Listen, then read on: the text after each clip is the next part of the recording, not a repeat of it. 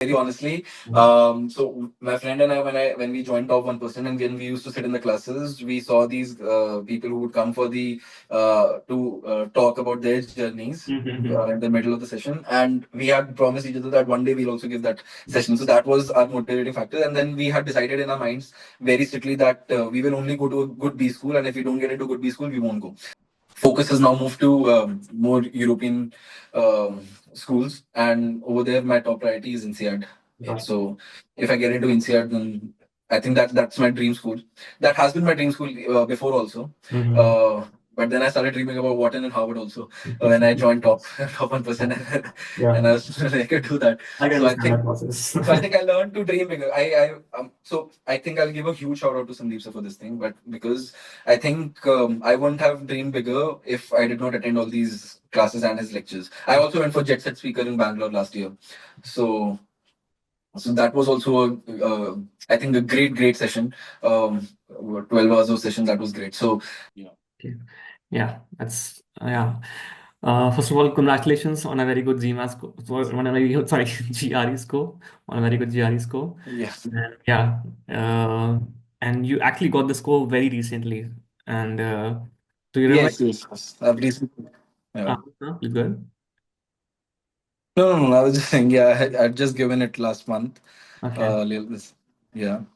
great. And how did it feel when you actually got the score? Were you expecting this kind of score, or it was a bit of surprise, or just your general experience in terms of when you got the score?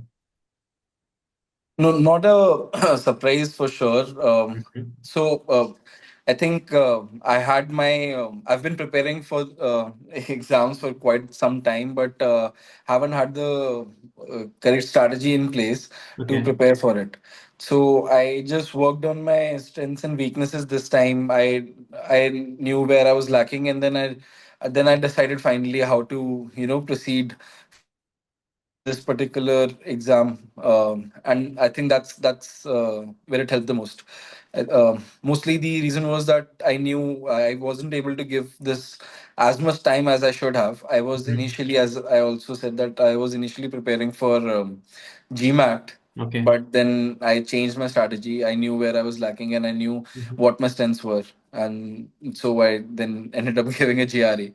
But I think my preparation for GMAT also helped me a lot in this. Great. And I'm glad it worked out well. Yeah. Yeah.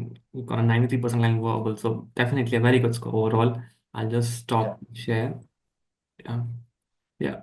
I mean, we can begin by just you can just tell a little bit about yourself and what led you to start this GMAT journey and eventually GRE journey, and also if you can share how you came to know about top 1%. So I've been associated with top 1% since August 23. Okay. Actually, that was first when I decided to write my GMAT and then apply for my MBA at Mm-hmm. that time. However, with a lot, like I was working in a startup, a fintech startup, with a valuation of some 730 million USD. Mm-hmm. So the scale was large and the team was small, so obviously I had a lot of responsibilities over there, and I couldn't give my preparation as much time, and I wasn't allowed to take a sabbatical or anything. I had like 14-15 hours of work every day, Yeah. even on weekends. So it was getting very difficult for me. And then my friend suggested that I should just sign up for top 1%. I think he had taken Sandeep sir's classes, and he suggested me to take top 1%. I just had one demo call that we have, and then one call with Sandeep sir where he told us how, like, what are the differences in the grammatical errors that we make. Like, we say neck to neck, whereas it Mhm. is neck and neck. Now Yeah. it has become so much that I use the correct form itself. And Yes. it was when I was initially preparing for my classic GMAT classic. Okay. And so of course, because of this, I my strategies weren't as good while preparing. Although I had heard how to prepare for it, keep an error log and everything, Mm-hmm. I did not do it. So this is actually, the success story comes from a lot of failures, to start with. So So first, when I gave my GMAT, my first GMAT was I got a 470, which was heartbreaking. I thought that I could do well, but I did not. Obviously, it required much more, work, and I realized that. Mhm. Then again with the same work and everything, then I decided to write it again. But I studied way more. I gave it some hours, but I couldn't improve my score still. Then finally, I changed my job and sat down and prepared for GMAT and focus. When I gave my focus edition exam, it felt a little easier for me, but they had taken out sentence correction from it, which I had perfected over time because in classic folk, I think sentence correction was my weakest point, and I had made it to one of my strengths. So reading comprehension, sentence correction, I got very good with. Mhm. Critical reasoning, I was okay, it's not very good. So so when I gave my focus edition, I got a 615 in that. And then thought that I think this is my this is where I hit a plateau. I don't think I can do better than this. And then I got associated with O3, and we started preparing for my GMAT for my MBA applications in 24 in round two. Mhm. So that's where I did everything. I got a few. So we Authry suggested that if you're applying for a good school, the score is not enough, and you have to apply with a GMAT waiver. So he Mhm. helped me a lot with GMAT waiver applications. I got like my GMAT waiver applications got accepted everywhere except for NYU Stern, of course. And Mhm. then I got waitlisted in two schools, which is CMU and Cornell. Michigan Ross, I did not get a answer for a very long time, and then I got a rejection from Michigan Ross later on. But then finally, my someone I know suggested that if you are struggling with GMAT, why not shift to GRE? And that was a big dilemma for me because I've been preparing so much for GMAT, Exactly. and I did not know anything about GRE except for my cousins, my friends had written GRE for their masters, Mhm. and I was very hell bent on not switching it. And but then out of frustration, I was like, okay, fine, why not just try it? Mhm. And when I saw the questions, like when I attempted the questions of GRE, untimed, of course, Yeah. I thought that these were like Quant was very simple for me because for Okay. what I had prepared for GMAT, I found that GRE Quant was a little more easier for me. And then, of course, for focus editions that I was doing for DI, that also helped me a lot with the GRE Quant actually. Mhm. Okay. So that I thought that I would be able to crack if I just do it the right way. And then in verbal, I knew that RC had become very easy for me for verbal Mhm. at least. Yeah. RC I had mastered, and I never had a problem with RC at all. Perfect. But then vocab questions were something that I knew that I have to work a lot on. Mhm. Even though I think with the help of sentence corrections, my grip on the understanding of the sentence helped me a lot on how to change what the tonality is, what it meant, Mhm. and what the right word was. But of course, the perfection I couldn't get. That's why I got a 164 in verbal. I thought that I could have gotten more because when I had prepared for it. So then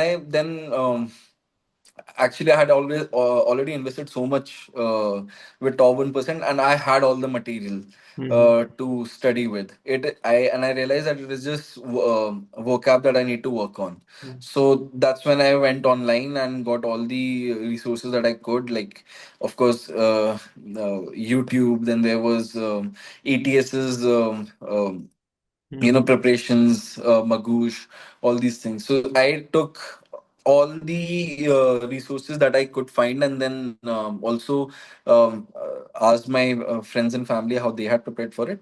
Mhm. And then I just went, like, I prepared for myself, prepared for the GRE. I took a sabbatical. This time, I think the game changer was um, because I had so much time in hand. I actually maintained a very strict, like, I had maintained a error log before, but not a very strict one. I Mhm. wasn't going back to it. I was logging it, of course. I was seeing, but I never checked the pattern as to what is happening. And while I was preparing for critical reasoning, I realized that there were some questions that I was lacking for, and I think the team at Top 1% had given me there was some strategic guidance call also that I had taken. Over that, they had told me how to improve it. So I had, since I had all the material and I knew how to keep an error log. At this time, I strictly followed that. I maintained different excels, and then I put it in those words. So I realized that I do not make the same mistakes. So Mhm. quant and reading comprehension I had mastered, but vocab was something that, of course, was tricky. But then I think through flashcards and everything, and all these things, I had done pretty well with it, and I could get a decent score after that. So when I was even writing my mocks, I was getting a pretty decent score. That too with time left in hand. At least for quant, I always had time in hand. But Mhm. for verbal, I was struggling. But I knew due to the error logs where I was struggling, and so I could manage that also. And this time, I did not rush into it as such. Since I was preparing for quite some time, I knew that when to set a date and just be prepared. So when I wrote this exam, it was quite smooth for me.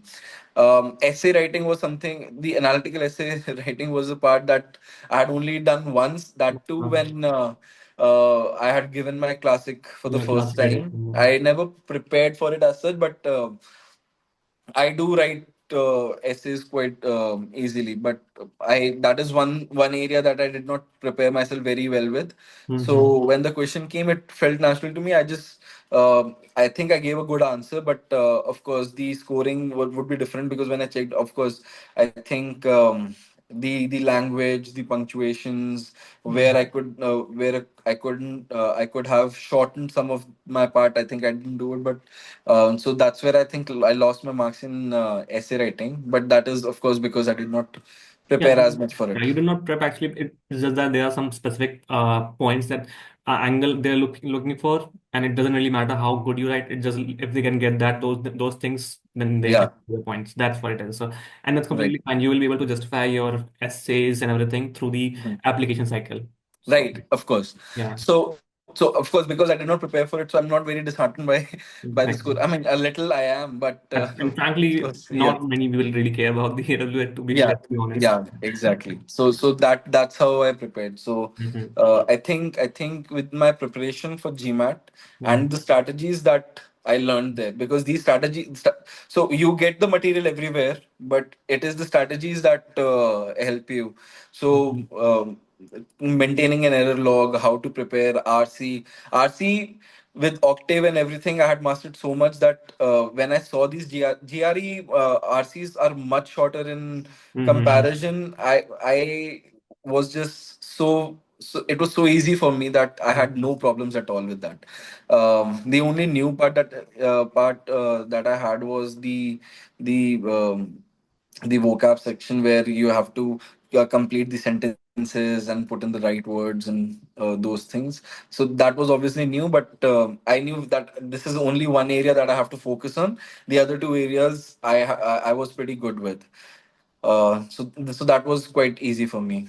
My quant, I felt very after writing the GMAT exam. Also, the GRE quant that came, found it to be very easy. Even like the timings, I had a lot of time in my hand. Like I had at least 7 8 minutes after I before the exam itself, just to review the entire thing. Uh-huh. After reviewing also, even after reviewing all the questions, I had 7 8 minutes to end it. So I could just sit there and catch a breather there. Got it. Yeah. And towards the for the GRE prep specifically, how many number of mocks that you gave for the GRE prep? I gave I gave 5 6 mocks. Mm-hmm. So 5 6 I gave timed, untimed also I gave 5 6 because I had to gain some confidence in it. I was Mm-hmm. not scoring well. Once I started scoring well in the untimed sections, then I gave it section wise. So once I gained the confidence in the timing and everything, then I started giving six. Then I gave those six timed mocks also, and it was quite good. I mean, when I started giving the final GRE mocks after I think the third test, I think my score was pretty good only. I think I never had a complaint about it. So my preparation that way was pretty fine. Okay, okay. I mean, you have a very, very resilient journey, to be honest, and it's quite motivating because you're having that kind of hindrance in terms of path because you start the journey pretty early and not things not working out 470. And I mean, was there anything specific that was motivating you throughout this entire journey? Because it can be a hard journey because if you're going through this in a very long period of time and you're not getting that positive feedback loop that you are expecting out of it, but you still somehow get motivated that no, this is something that I need to get done with. Was there something that was holding you on the anchor? I'll tell you very honestly. Mhm. So my friend and I, when we joined Top 1%, and when we used to sit in the classes, we saw these people who would come for the to talk about their journeys Mhm. in the middle of the session, and we had promised each other that one day we'll also give that session. So that was our motivating factor, and then we had decided in our minds very strictly that we will only go to a good B school, and if we don't get into a good B school, we won't go. So if it is not in top 10 colleges of the world, we will not go for an MBA. That I had decided. So everybody had told me that I had a good profile overall, but my Mhm. score wasn't as good. So if the score was the only lacking factor, then why not get it? So I actually had to go through all these things since August 23 to now we are in May 25. Uh, that was the main struggle with jobs and everything, and finally I decided that I knew where I had to cut down. I spoke with my managers and everything to give me some time Mhm. and limit my work to just working hours and not Of beyond course. that, so that I can prepare, Uh-huh. so I Got it. could take your time. So the more focus on the actual, yeah, actual prep. Yeah. Yeah, got it. And what would you say, someone, I mean, just a general idea, because this is something that I ask with everyone, general number of mocks that you suggest that a person has to go through that so that he can be comfortable with the idea of giving an actual exam? This is, I mean, just from your own perspective, you had to go through a redundant level of different concepts of practice, but still, based on your own experiences, what you will say, what will be the number of mocks? uh, so I mean, to be honest, I have given like so many mocks Yeah. with GMAT and then GRE. Yes. So I had gotten a little used to it. So it would be and it comes from failure story to a success story, and Mhm. that's why it is like that. But I think if someone is completely devoted and is preparing for GRE throughout, I think the number of mocks that I've given are more than enough. I don't think you need more than 6 mocks. Got it. Keeping an error log and everything beforehand, you would know where you're going wrong, and I would strongly suggest that you would just work on your places where you're lacking, right? Got it. So by the time you're giving mocks, you are only focusing on the timings and the because you've already mastered the accuracy part and the timing part before you actually write the mocks. So that's what Sandeep sir had also suggested, that before you start writing your mocks, you should perfect the accuracy and then accuracy with timings. Yes. So if you go that way, I mean, I had even with the top 1% portal, I had given all the mocks that were there section wise and then topic wise. I'd given all of them. I'd Mm. also attended them multiple times to check my accuracy and my timing. Um, so I think that helped a lot. So before I could actually move to the full length mock test, I was pretty confident moving towards it only. So I think six would be enough. Perfect, perfect. And coming on to your exam day experience, how was the entire experience? I mean, let's not even compare to the previous other experiences, but this experience, how was it? So no, it was quite relaxed. And you actually gave it in the center or the online thing? I gave it in the center. Okay, okay. And in terms of the content, with regards to the GRE, you were saying it was easier for the both the stuff. You had shorter RCs and the quant was also quite similar or easier compared to what the top provides. No. So my quant was definitely simpler. Mm-hmm. In the verbal section, RC was very simple as compared Okay. to the GMAT. Mm. Verbal, because it was new for me, it took me a while to prepare. But once I had gotten a hold of it, I think while I was writing it, it was quite simple. Oh, you had asked if I gave the exam in the center or online, right? Yeah. I had given it online because I just went through a knee Okay. surgery. Okay. So I had to give it at home. I was on bed rest for 2 months. Okay. Okay. And you are So all there good is, right now. sorry, You are okay right now. I am able to walk right now by myself. Okay. Okay. Perfect.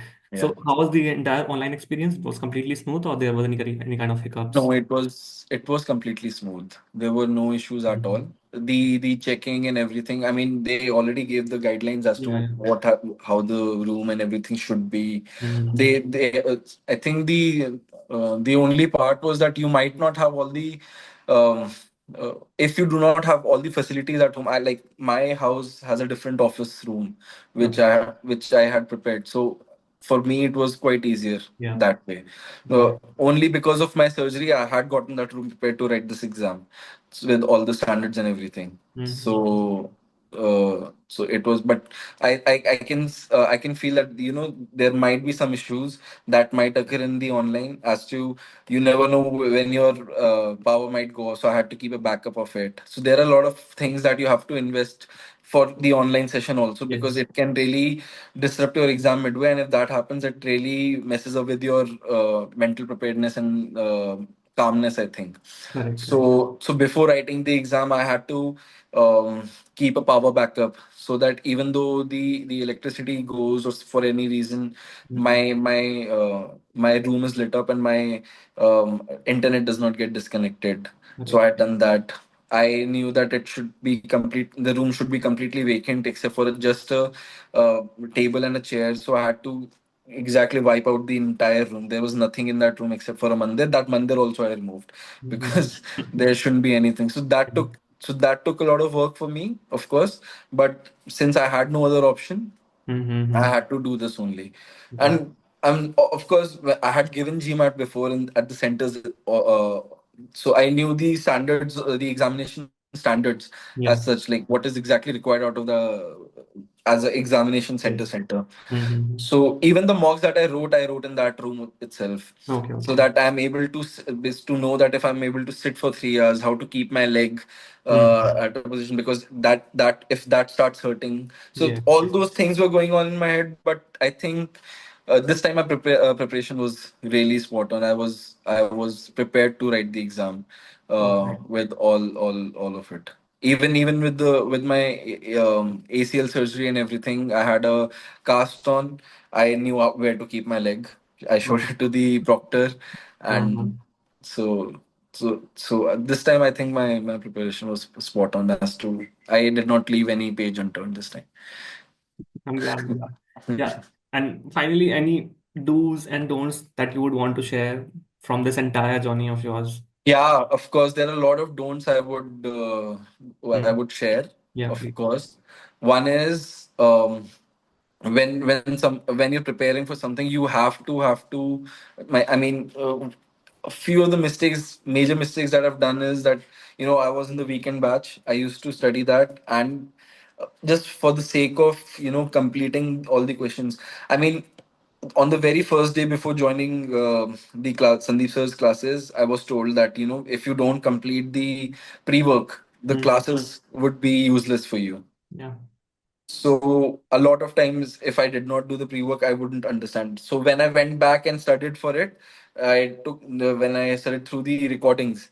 So I did that entire process again. So I Mm-hmm. did my pre-work, then I went to the classes, and then I realized like how what mistakes I'm making and how useful it was that I did not pay attention to. So Mm-hmm. that was one of the mistakes. And of course, pre-work I couldn't do because there was so much work. Like if I'm leaving at 9, coming back at 10 p.m. I hardly have any energy to study, of course. So that's where I lagged a lot. So that is one thing. So if I understood that if I'm doing my pre-work and then I'm attending the class, I was getting everything, and that actually helped. Even when in classic, there was I specifically remember that I was struggling with some arithmetic questions, and there was just one simple rule that trick that Sandeep sir had said that if any percentage question comes, it is option A or E. The Mm-hmm. highest probability would be A Yes. or E. Correct. Yeah. So that's when I revised those pages. And Mhm. then I was very particularly in checking only A and E option first, and then if I got eliminated those, then I would check otherwise. But Mhm. actually there were a lot. Then there was some there were questions related to numbers and percentages and ratios, which Mhm. in word problems I would miss initially. But then again, when I went back to the classes and saw, it was the change in the numbers and change in the percentages are not the same things. It is different, and how to compare that. Yes. So those things, so all these things, and then octave, I did not pay attention to the first time, but then I made it a habit. So I would just say that, I mean, whatever material you have, if you can't, go through it religiously, then it won't be of much use. I had to make it a bible and work on it accordingly. I think the that's why my RC and quant became really strong. And I think with the sentence corrections also, because I Mhm. went through all these things where Yeah. I understood which is not used like we are using it. Yes. The word which we use so much, it's not supposed to be used.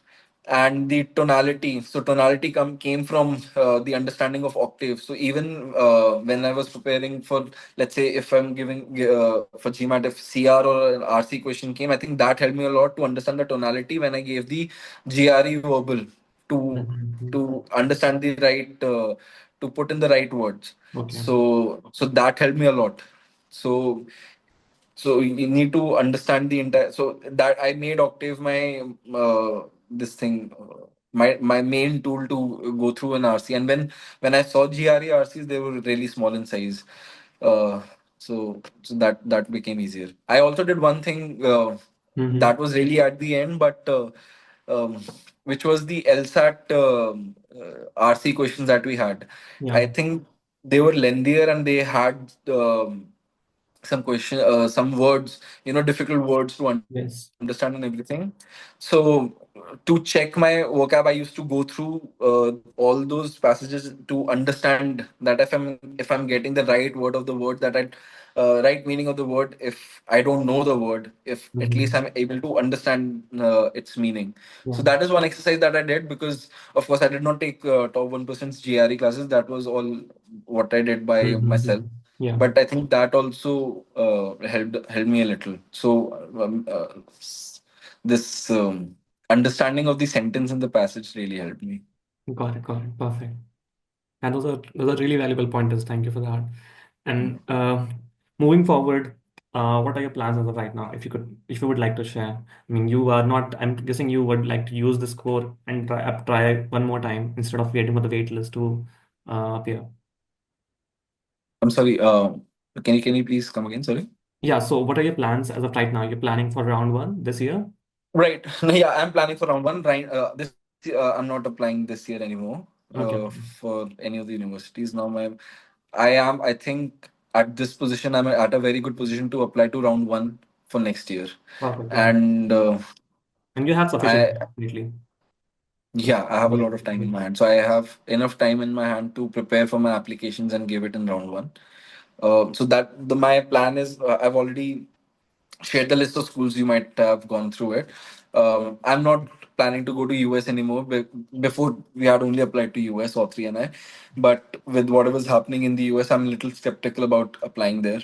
Mm-hmm. Okay. So my focus has now moved to more European schools, and over there, my top priority is INSEAD. Got it. So, if I get into INSEAD, then I think that's my dream school. That has been my dream school before also. Mm-hmm. Uh, but then I started dreaming about Wharton and Harvard also when I joined top top 1%, and Yeah. I was like, I could do that. I can So I understand that think process. so I think I learned to dream bigger. So I think I'll give a huge shout out to Sandeep sir for this thing, but because I think I wouldn't have dreamed bigger if I did not attend all these classes and his lectures. I also went for Jet Set Speaker in Bangalore last year. So that was also I think a great session. um 12 hours of session, that was great. So I think I wouldn't have dreamt of aiming this high. But it is only after joining when my friend and I decided that we'll meet, we'll see you in Wharton, I'll see you in Harvard, like that.